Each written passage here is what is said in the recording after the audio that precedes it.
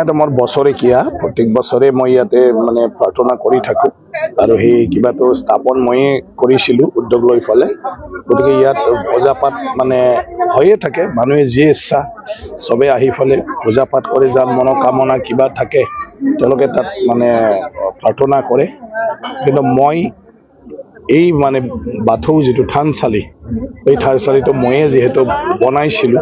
গতিকে প্ৰতি বছৰে মই ইয়াত এবাৰ প্ৰাৰ্থনাটো কৰো তেনেকুৱা ধৰণৰ তো এই ৰুটিন হিচাপে এই বছৰত মই হেতুই কৰো যেহেতু আঘন মাহতে আমাৰ পূজা দিয়াৰ নিয়ম মানে বাথৌ পূজা দিয়াটো গতিকে আঘন মাহ এই শেষ হ'বই সেইকাৰণে ইয়াত মানে কৰিছো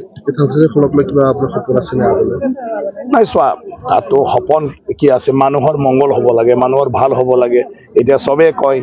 ইয়াত আহাৰ পিছত মনোকামনাবিলাক পুৰা হৈ আছে সবে ইয়াত আহি পিকনিকৰ নামতে যিসকলে দৰ্শন কৰি যায় তেওঁলোকৰ বোলে মনৰ কথাবিলাক ঈশ্বৰক কোৱাৰ পিছত তেওঁলোকৰ ফলিছে এনেকুৱা হয় মানুহ আহি থাকে পূজা কৰি থাকে তো হিটোৱে যেন সদায় হয় মানুহে দিঘাৰা হলে যাহাতে ইয়াত আহি এটা জ্ঞান বুদ্ধি পায় আৰু নিজৰ জীৱনত আগুৱাই যোৱাৰ এটা পথ তেওঁ মানে পাব পাৰে ঈশ্বৰৰ কৃপাত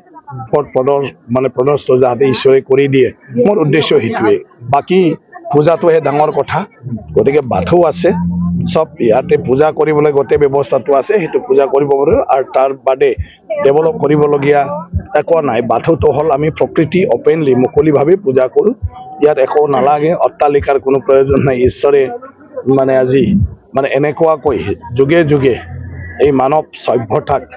সদায় আশীৰ্বাদ দি বচাই ৰাখি আহি আছে যেহেতু পিকনিকৰ সময় বগামাটিক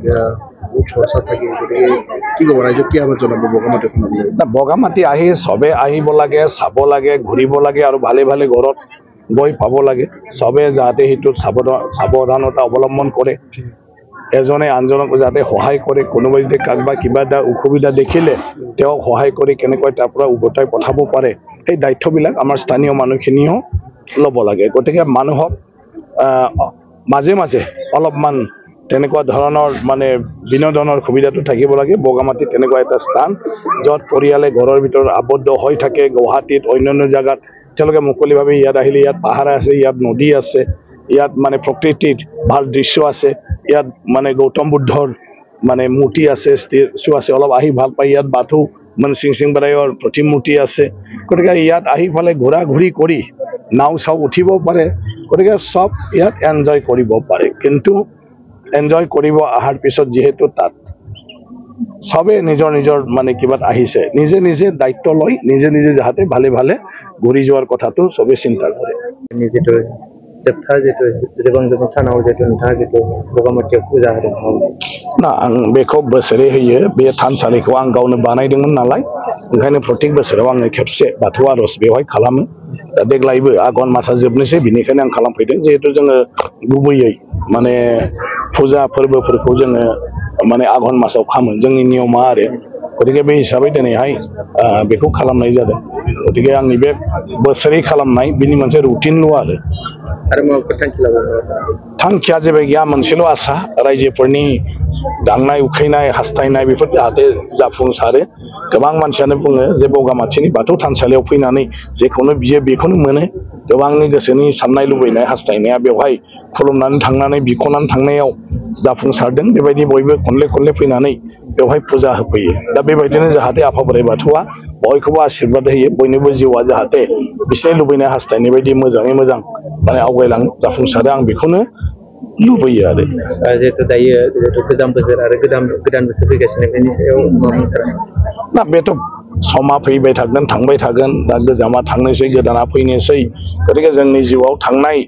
बे बोसोरनि बाथ्राफोरखौ जोङो गोसोखांनांगौ बबावबा जोंनि गोरोन्थि जादोंबा फैगौ बोसोरा जाहाथे गोरोन्थि जाया बबावबा जों माखौबा साननो हायाखैमोनबा एबाराव जाहाथे जों बेखौ साननानै मोजाङै मोजां मावो जों जुदि जिउआव माबाफोर खस्थ' दुखु जारला मोनदोंबा फैगौ जिउआ जाहाथे दुखु जारला जाया जों बेफोरखौनो बयबो सिन्ता खालामनांगौ आरो गोदान मिजिं गोदान आसा लानानै गोदान गोहो बोलो बेजों माने गोदान बोसोराव आवगायनांगौ जे आगोलाव जि जाबाय बे 2026 मायथाइया जाहाथे माने जोंनि जिउआव अरायबो रंजा गोजोन लाबोनानै होफैनो हायो नाथाय रावबो लाबोना होफैया जों गाव बेबायदि मोनसे सदबांसा लानानै सोलिनांगोन बे गोदान बोसोराव होमब्लासो जोंनि जिउआ जेरावबो जाफुंसारगोन जिहेतु नैबे बगामाथि बा दावराइजार लावखार ओंखाम जाग्रा थावनि सायाव ना बेथ' बयनिबो थाखाय मोजां उदां बयबो फैनांगौ खिन्थु मोजाङै मोजां थांफिनलायनांगौ बेयाव रावबो गैया मालिक गैया गतिके गावबा गावनि सेफटिखौ गावबा गावनो साननांगौ